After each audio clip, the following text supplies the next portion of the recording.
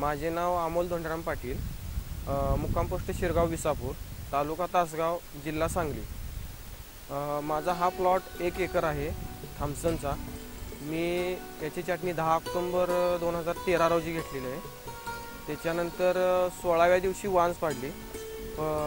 वांस पाडल्यानंतर 18व्या दिवशी दावण्याचा अटॅक हा दिसला। त्याच्यासाठी काय करायचं हा प्रश्न होता माझ्याकडे। त्याच्यानंतर माझ्याजवळ रॉयल ग्रीन व रॉयल फोरस्टोक रॉयल कंपनीची माणसं आली व त्यांनी याच्या संदर्भात दावण्यासंदर्भात व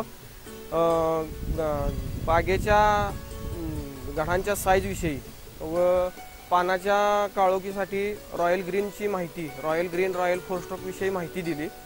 त्यांच्या सल्ल्यानुसार व त्यांच्या माहितीनुसार मी रॉयल ग्रीन हे 18व्या दिवशी खाली ड्रिपमधून सोडले 5 लिटरचे 1 एकरी कॅन व त्याच्यानंतर त्याच दिवशी मी वरती पण रॉयल फोरस्टोक म्हणून 3च्या प्रमाणानुसार मी वरती फवारले। त्याच्यानंतर मला 20व्या दिवशी दावण्याविषयी व झाडांच्या काळोखीविषयी किंवा बाकी सर्व ह्याच्याविषयी त्याच्यातून मला रिझल्ट दिसून आला।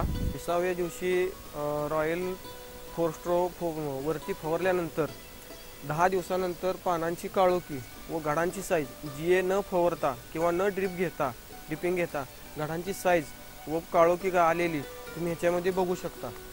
त्याच्यानंतर दावण्यांचा अटॅक झालेला तो सुद्धा जळालेला आहे, तो इथं तुम्हाला दिसेल। हा पूर्ण कंट्रोल करण्याचे काम हे रॉयल फोरस्टोक करू शकते। रॉयल फोरस्टोकमुळे आम्हाला 4 प्रकारचे फायदा झालेला आहे।